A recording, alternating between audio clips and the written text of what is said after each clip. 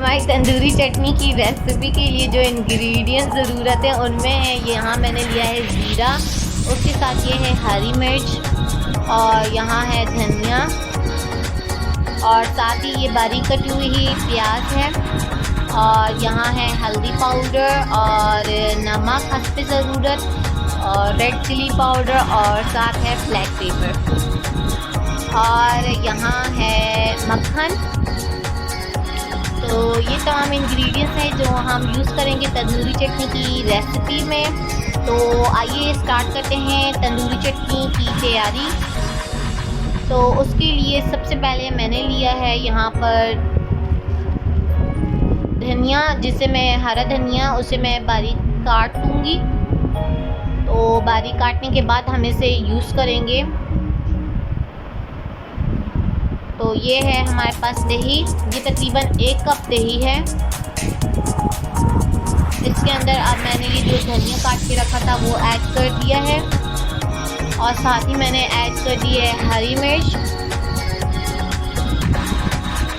ये है onion add कर दिया है अब इसके अंदर। साथ ही मैं इसके अंदर ऐड कर रही हूँ 1 चम्मच रेड चिली पाउडर के और हाफ़ टी स्पून सॉल्ट और हाफ़ टी स्पून ही ब्लैक पेपर। तो अब इन तमाम इंग्रेडिएंट्स को मैं दही के साथ अच्छे से मिक्स कर लूँगी।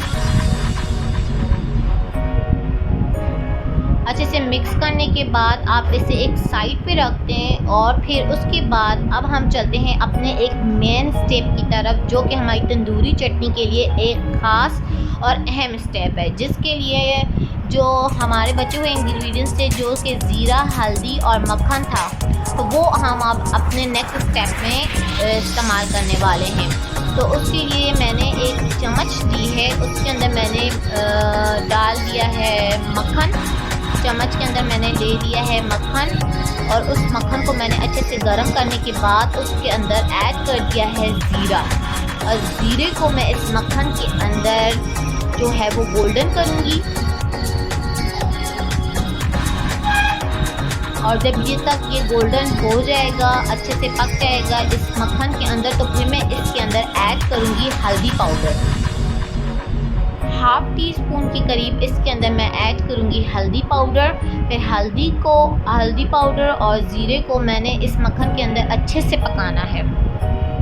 और ये मैंने चम्मच का इस्तेमाल इसीलिए कर रही हूँ कि मैंने इस चम्मच के अंदर आग लगानी है, मक्खन के अंदर आग लगानी है। ये हम इसको उस वक्त तक पकाएंगे चूल्हे के ऊपर जब तक कि इस चम्मच के अंदर मक्खन में आग नहीं लग जाती।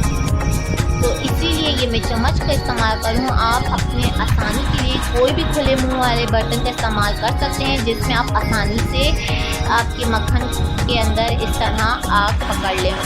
तो घबराना नहीं है, कुछ भी नहीं होता। और ये देखें, पहले मैंने हल्की आंच पे इस तरह चम्मच के अंदर ज़ीरा और हल्दी को पकाया था। अब मैं इस आंच की तेज़ कर रही हूँ ताकि ये इसके अंदर मक्खन जो है वो जो घी है वो मसाला आग पकड़ ले। जब ये अच्छे से आग पकड़ लेगा तो फिर हम इसे अपने दही वाली चटनी के अंदर डाल देंगे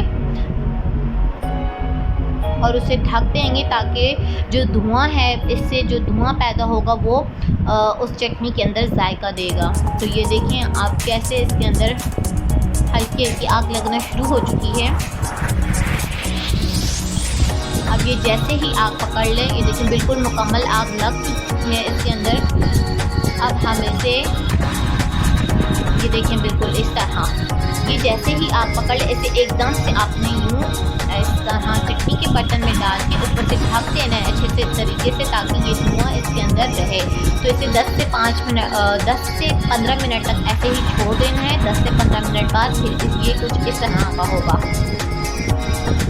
और यकीन करें इसका टेस्ट इतना ज़बरदस्त होगा, आप इसे ज़रूर ट्राई कीजिएगा। और मुझे उम्मीद है कि आपको ये रेसिपी बहुत पसंद आएगी और आपके घर वाले भी इसे बहुत पसंद करेंगे। अब आप इसे अच्छे से मिक्स कर लें। मिक्स करने के बाद इसे सर्व करें। ये बिल्कुल तैयार है और आप इसे ज़रूर घर में ट्राई कीजिएगा। और फिर उसके बाद मुझे कमेंट्स करके लाजमी आपने बताना है कि ये कैसी बनी और ये आपको कैसी लगी। तो یہ دیکھیں کتنی خوبصورت، اور اس کا ٹیسٹ ہی اتنا زبردست اور اتنا ذائقہ اس کے اندر ہے کہ میں آپ کو کیا بتاؤں۔ تو یقین کریں یہ جو چٹنی ہے یہ آپ نے بہت پسند کرنی ہے، آپ اسے ضرور ٹرائی کیجیے گا، اسٹیپ بائی اسٹیپ اسے فالو کریں گے تو آپ کو ایگزیکٹ ذائقہ اور ٹیکسچر ملے گا۔ تو اسی کے ساتھ مجھے دیں اجازت، پھر میں لوں گی میں آپ کے ساتھ ایک نئی ویڈیو میں ایک نئی ریسیپی کے ساتھ۔ تب تک کہ اپنا اور اپنے پیاروں کا بہت زیادہ خیال رکھیے گا، اور مجھے دیں اجازت۔ اللہ حافظ، ناصر۔